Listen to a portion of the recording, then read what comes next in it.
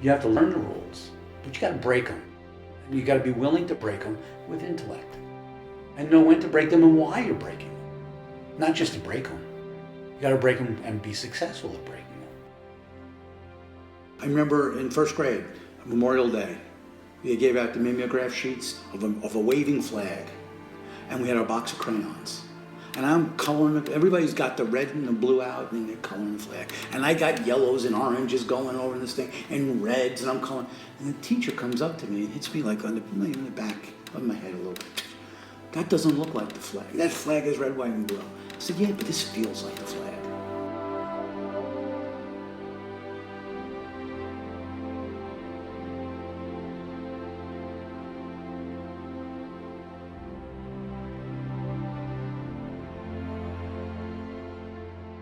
I thought start out by telling me a little bit about your history as an artist.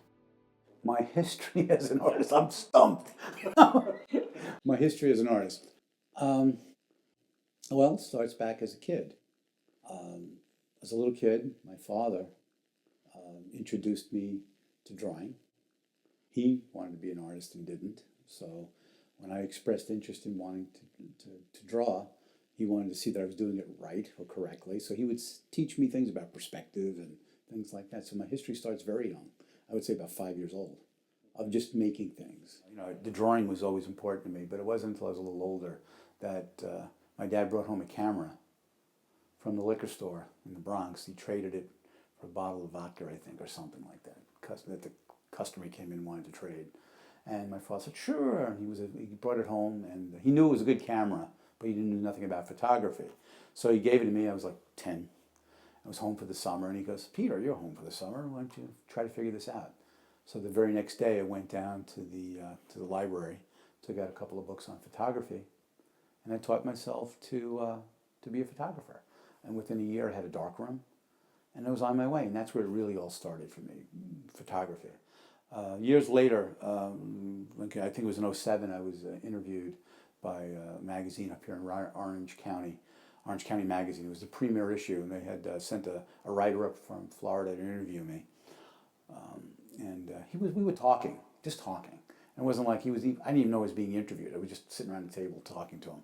And he wanted to know about things that I'd remembered and talking about things about my life. So I was just talking about things.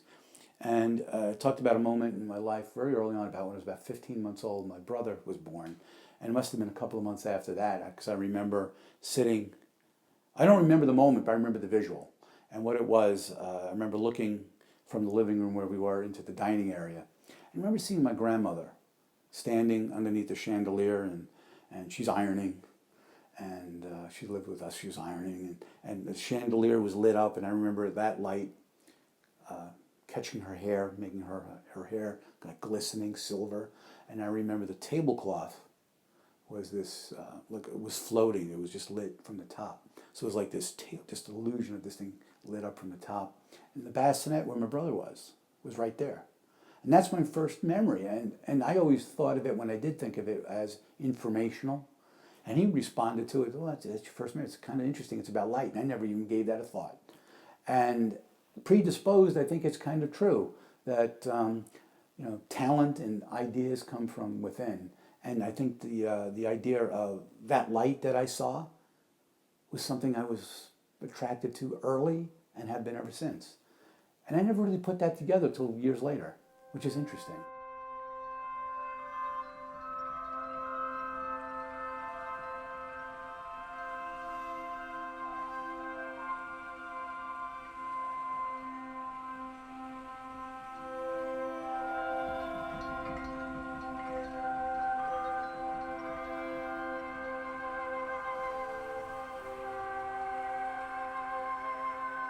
I put together in school a little portfolio of about, I don't know, maybe 10 pieces or so. And I took the best 4, and I went to a little printer in Pelham Manor, New York, and put together a little promotional sheet, full color, with 4 paintings. So I got a phone call from the printer, and he said, well, your stuff is ready, come get it. So my brother hopped in a car, and we go pick the stuff up. And I had brought some envelopes with me because I was going to mail them off. And as we're driving back to New Jersey, I'm writing McCall's magazine with the art director's name and the address. I had 1,000 of these sheets. I only had 5 places to send it. I only knew 5 major magazines, the women's magazines. So McCall's, Ladies Home Journal, Red Book, Women's Day, and Good Housekeeping. So I sent those 5 off. And that was on Friday. Monday, I get a phone call from the art director, assistant art director at McCall's magazine, Modesto Torre. Now I'm sitting in his office and my hands are clammy and I'm waiting. He comes back, he gives me back my paintings, and he hands me a little packet of paper with a little staple, look like a term paper. He hands this thing to me. And I'm totally perplexed. He goes, "I'm giving you your first job. It's a manuscript." And I said, "Terrific." I think that coming from the background of a commercial artist, there's a sense of discipline. There's a sense of get out there and do the work. There's no wait for inspiration. Deadlines are very real. That's what being a professional is about, honoring a commitment. Somebody gives you a job, a commission to do, they're on the line too to give that to you because they're reaching out because they want you to do this, they expect you to do it, and if you don't follow through, they have somebody to answer to. So you learn that early on what that is to be part of a team. Although you're working very much independently, you're part of the system. And you understand that people are relying upon you.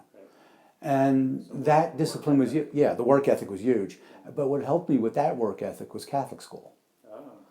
Yeah, because the nuns scared the hell out of you. You don't have your homework, you can get executed for that. And that's the kind of the way that's been in the back of my head, and that sense of responsibility is always there, of doing the work, getting up and doing it. And that's carried over into my painting career in that no one cares if you get up and go to the studio. No one does. Someone's going to say, you know what, it's time to go. No, you got to do that yourself. And that's a self-motivation. And that was a good thing coming out of the that illustration business of being, just in terms of understanding that things need to be done. You don't wait around for things to happen. You go in the studio, you make something, and then you respond to that. Is it good? Is it bad? Don't know. It may lead to something. I've never been blocked. Getting blocked would mean you have nothing. You have no feeling for something. For me, it's about responding to things that I see, but then also now it's become about attaching.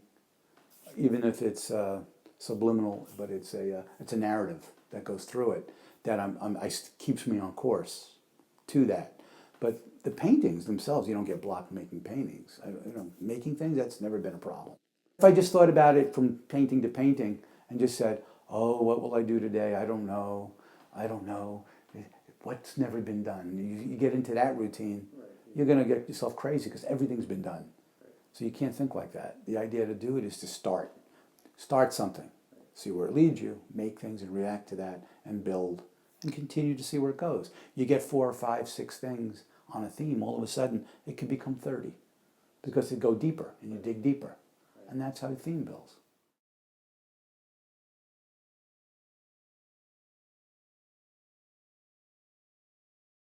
This last 5 years have been very much on that one series.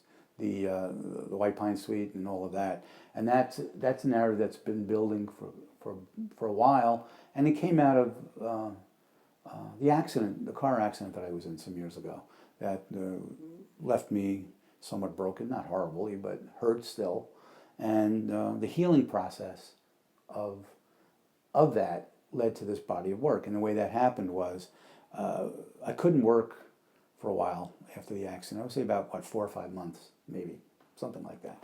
I remember I didn't come out to the studio for 3 months, and that was scary because I had never been away from painting that long, ever. I never, I've always been I've worked every day, and when I did finally come back, I had a torn rotator cuff and my spine and issues. I remember I was not able to paint. I couldn't move my arm outside of my frame. I felt part of me was literally hacked off because I couldn't get out here. And when I did come out here, I couldn't paint. The day of the accident, I had a painting on the easel that was not tremendously huge, but a good size. It was 50 inches by something like 36 inches high, and I had done the upper part. And I went to go about a month after the accident. I came out here. I looked at the painting and I tried to work on it, and that's when I realized making a sweeping mark. The pain was excruciating in my shoulder, and it was tight, and I couldn't move, and I realized, well, that's not going to happen. So that's when I learned, I got arrested some and see what happens, and then within a short period of time, I realized I had to do it in small steps. So I did small paintings. I did these little 6x8 inch paintings, and I did like 100 of those, and that got me back. And then we would go for walks, and we go down, Barbara and I would go to a national park and go for a walk, and the trees that we go see, these pine trees, were interesting to catch interesting light and all of that, and that was intriguing just to look at that every day, to watch how things changed. Then one day we went, and they had the government had this national park government had done a burn off to the ground plane, and what it did tried to do is like they burned that off to stimulate growth. And when I got to the tree that I'd been looking at, it was very scarred. I mean, blackened and charred, and I did a painting of it like that, and that really upset me to see that, because I thought, oh, this tree is damaged, it's dying, whatever, and I kept going back, and then growth was starting to come back. The ground was coming, and vines were starting to crawl up the tree, and the tree was coming back, and it was kind of a magical thing, and it became very much a symbol of what I was going through, and a sign for healing. Watching this thing heal, regenerate, and get stronger made me feel a lot better about where I was. So these pine trees became a symbol for me for looking at these pine trees as much more than just a tree. They started to become, that pine tree became a presence. Then it evolved into other things too, looking at other pine trees in the forests that I've gone to. That's where this, in the White Pine Suite, the cathedral comes from. Walking in during the winter in these pine groves and watching and looking the open clearing of this space, and it's like almost like a vault, and it's quiet because the snow is on the trees, the snow is on the ground. It's about a quarter of a mile off the road, so sound is just about not there. You can hear your heart beating, you can hear the snow and the trees moving, and you can hear literally your feet as you're walking, a little squeaking from the snow, and it became a very, very special place, and it became very symbolic to me. And a very holy place, if that's the right word. And it's not in a religious sense to me at all. It has nothing to do with that. It has to do with the fact that there's something greater, that I don't understand what this is all about. So when I go to that pine forest, and it's an infinite forest, and what I mean by that is it, was it 1,000 years ago? Is it 5,000 years from now? That pine forest is something that propagates, keeps going, and building, and going. So standing there, you feel like you're timeless. And that's the part about it that is interesting to me. That nature has this way of redoing itself and rebuilding itself. So the transcendentalist quality of that is very intriguing to me. And that's, and then, starting reading some of the writings of, Thoreau and Emerson, and looking at that and the painters that they influenced, all of that matters to me. So those are important factors. It also focused me in terms of facing a mortality, meaning, even though I was I was in my late 40s when that happened.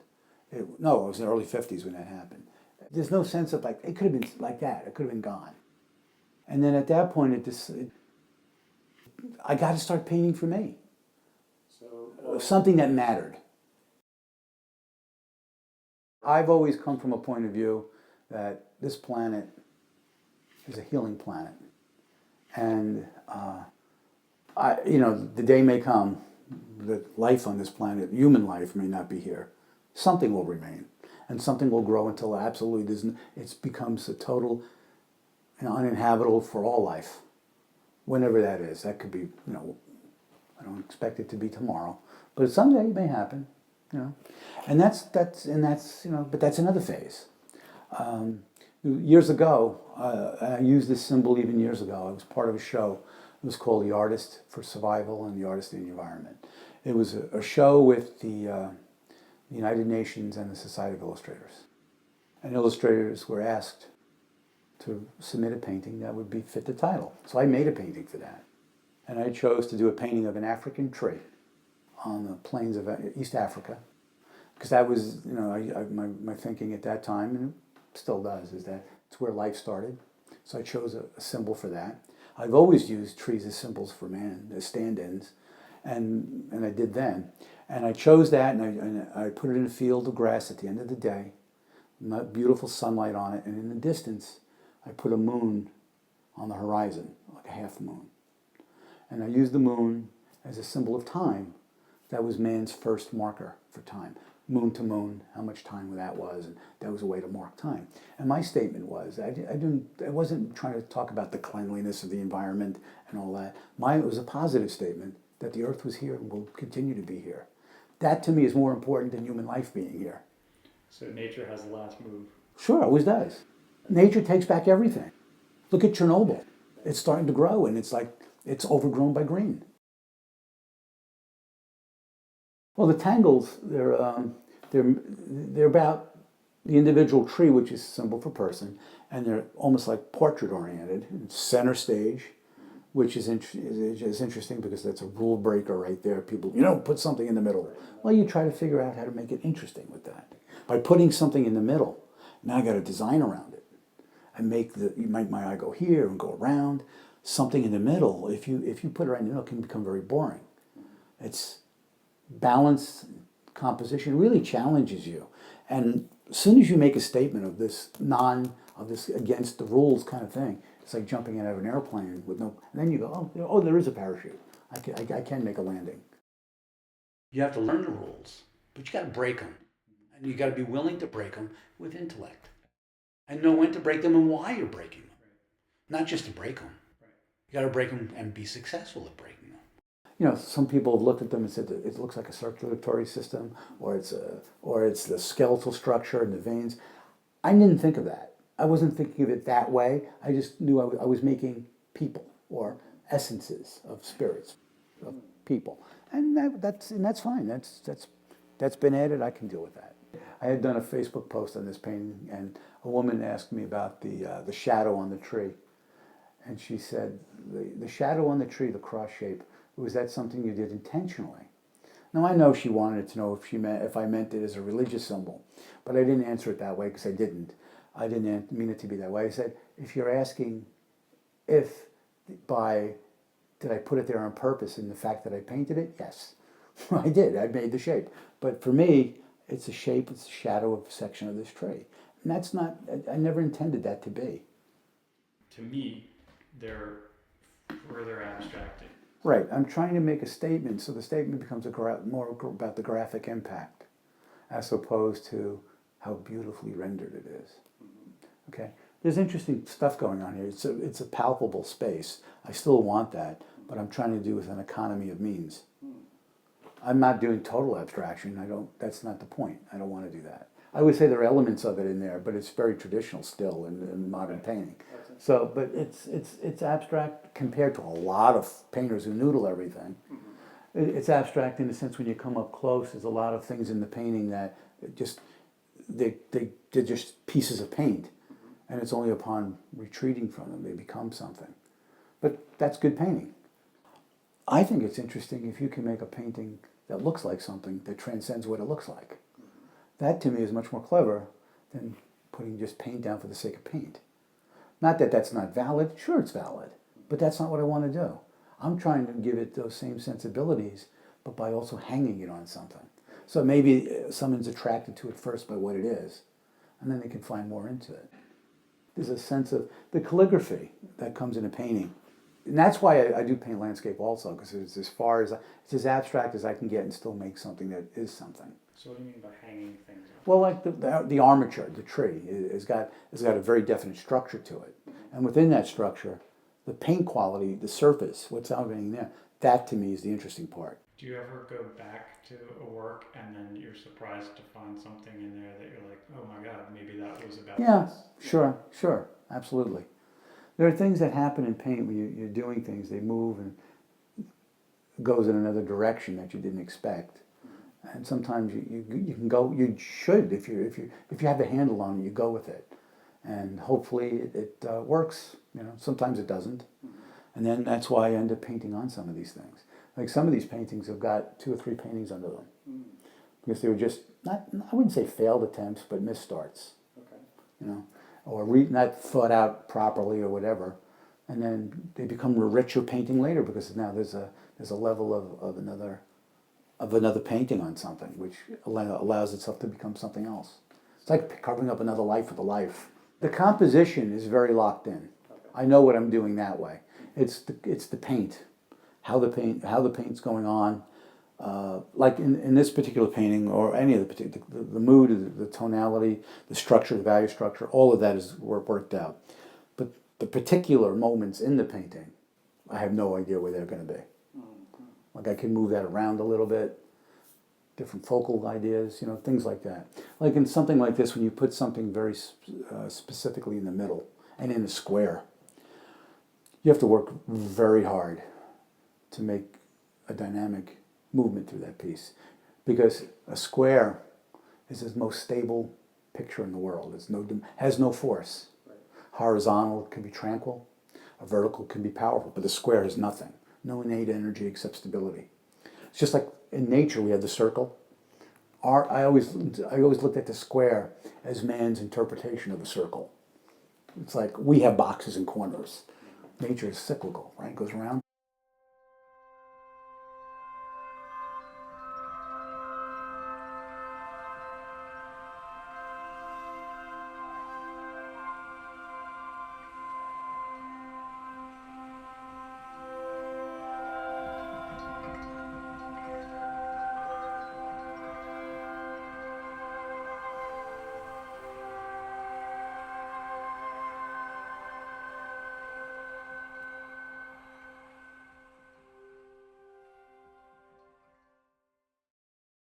There's some paintings you do, I think every artist does that, where you get lost in the painting and all of a sudden it emerges on some level. And it's like, you don't remember how you got there. You drive. You ever drive? You're driving like a 4 or 5 hour drive and you don't remember an hour of the drive or something. Yeah, it's like you're just in that moment and you're going with it. It's very much like that. You get lost in this thing and you just, like, the painting, you make it, but you react to what you make. And that's constant variable. Right. That's always a thing that's the magic. And you want those things to happen. I don't want it to be a painting that, I know exactly how it's going to go. That's boring. Right. I want to know that I like the puzzle. And that's why I also like working on older paintings, because the first mark you make isn't congruent to the whole surface. Now you got to try to make it make sense. And you build a whole other universe on top of that. And that includes the happy accident? Sure. And do you still have happy? Oh, sure. There's a lot of happy accidents. The way just something goes down, something you didn't expect, the color, the way it reacted. It never goes down the same way. After you've been painting for a long time, is it harder to surprise yourself like that? No, because you just make different challenges. That's the fun. That's the idea when you go out to the studio. You should be answering questions.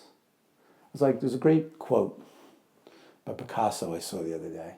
He said, he made a quote about computers. The problem, he says, with computers, they only can give you answers. And it's kind of true. It's like, artists don't want answers, you want questions. Early on in school, when I was in school, I was enamored with Degas. Degas, not so much for the way he made the stuff. It was about his design. I really liked the sense of candid quality to his work. Now, I may have been attracted to that because I was very attracted to street photography. And that's something that I was really into, of off-the-cuff moment. Like, he even quoted himself as he wanted to make a painting like he was looking through the keyhole of that unposed moment. The sort of like just at ease, candid thing. And that always intrigued me about that. But also his sense of formality in design, shapes and the way he put it down. I enjoyed that. And then for color, Monet was a big proponent, a big hero of mine in terms of his sense of light and color. The fact with just color, no tonal structure, really, it's just color. He made a sense of, with pure color, a sense of atmosphere, light, air, that kind of thing. So those are early influences. And later in time, other things came in, over the years, in and out of things, different schools of painting. And then I guess in the last 20 years or so, American painters from the Hudson River School, and then after that, really the Luminous movement. George Innes was a big proponent, a big hero of mine, propelled me into another way of looking at things. Because he was dealing with realism, but he also imbued it with spirituality, and then transcended the literal, and he invented his landscapes. And he invented them to create a mood and a feeling that he wanted. And if you look at his very late works, quite abstract, really, but abstract in the sense of at the time frame of where he was. De Kooning became big, but his sense of design, draftsmanship, his mark making, the way he put down strokes of paint, and the boldness of that. You look at his paintings, you know he could draw. There's an assurity of that mark of a draftsman, and I really responded to that too. And also painters like Rothko. Now Rothko is a very spiritual painter, and I learned, looking at his work, another quality that I enjoyed, and for all the other reasons, no marks. It was just like ethereal veils of color. And what I learned about reading about him and how he would look at his work to know whether or not it worked for him. At the end of the day, he would have all the lights off in his studio, and just a little bit of light coming through the skylights, and he'd sit there, and he'd just sit across from his painting, just looking at it, staring at it. And if the color and the value was correct, it had a sense of inner light into the painting. I learned that, and that's what I do. I set my paintings and I look at them on the easel in the lower light, and if they resonate, that there's a space, you can believe it. The inner light of a painting is more important than, the light falling on it doesn't give it light. It has to be an internal thing. And if it's internal, there's space and it's believable, it's palpable, it breathes. All right, if there's one misconception about painting or being an artist that you could instantly clear up, what would that be? For artists in general? Yeah. The biggest misconception, that we're flighty. People are not flighty. Some of the smartest people I know are artists. They know music. They understand all levels of some sciences and literature, and they have to be fueled. Otherwise, how do you paint in a vacuum? Painting is not an idle curiosity. It's cultural. It's thinking. It's passion. It's education. It's intellectual, with a blue collar tag. Do you have a motto or philosophy of painting? I try to paint simply. I try to paint simple, meaning nothing fancy. And I don't try a lot of flourishes. I don't like that. I like to paint very bold, say it and get out of it. I believe painters should be painting for people, not for other artists. Yet that's what it's become. Or galleries. Yeah, galleries, it's about commerce, sure. Yeah. But I would rather have individuals look at my work and enjoy it. Right. Artists, sure, but that's not the main reason for making stuff. Right. Since you're into simplicity, why do you paint? Why do I paint? I paint because, the art, because I have to, I won't breathe, and I can say all that.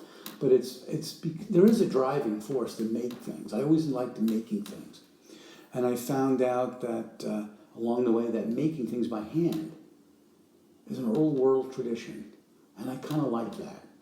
My grandfathers worked with their hands. My grandfather was a shoemaker, a literal shoemaker in Italy, and then came here and shoe repair. But my other grandfather was a barber, used his hands. Both my grandmothers were seamstresses. Great uncles and their brothers, and we had tailors in the businesses, and all of that. And it's all craft related. And to me, painting is just part of that, but taken to a more personal level. If there's some meaning that you're trying to communicate in a painting, and somebody really loves that painting, but they don't get the meaning, are you disappointed, or are you just happy enough that they appreciate it aesthetically? I can't help, in total, how people respond to the work. I just hope it strikes a chord. If it strikes a chord, that's terrific. It may not strike it for the exact same reason, but that's fine. I want people to see something that in life, something in the world that is a very, what looks like obvious thing, but brought to a level of emotional impact. A lot of people can walk in the same forest and won't see the same feelings. I think I'm leaving my mark, my feeling of how things should look, and not how they should look, what they are to me. That's something I'm trying to do. I'm not sure if I can answer that 100%. I really almost don't care about what other people are going to bring to it. I'm making them for me, and I know they resonate with people because I know they do. And that's important, but it's not the main reason. The main reason because I have to make them. Things like critical appreciation or, you know, accolades, awards, Right. stuff like that. Right. What does that stuff mean to you? That's other people. And I was talking the other day with a friend of mine, and I'm saying, you know, the definition of being an artist is making things. Self-generated work. It doesn't include selling it. It doesn't include necessarily being acknowledged for it. It doesn't make it less art. It doesn't make it greater or worse. It just makes it art or not. And that's really that's how I think about it. If something comes out of it, great, but it's not, I would like that, but it's not where, you know, to me to feel valid in the work, that's not necessary. I've heard you say is that, you know, if you were to go out there and paint things exactly as you saw them, that's mimicry. Yeah. You might as well just take a photograph. That's right. And you see it, but you want things, you know, you like what you see, but Yeah. you also want to make it. Well, like the sense of these paintings that I'm doing for this White Pine Suite, they all come from things I've seen and witnessed. But I go out with a specific idea in mind, or something I look at and that can resonate somehow, and I can transpose that or transform that into something beyond just the literal scene. And that's the idea. I want it to go beyond.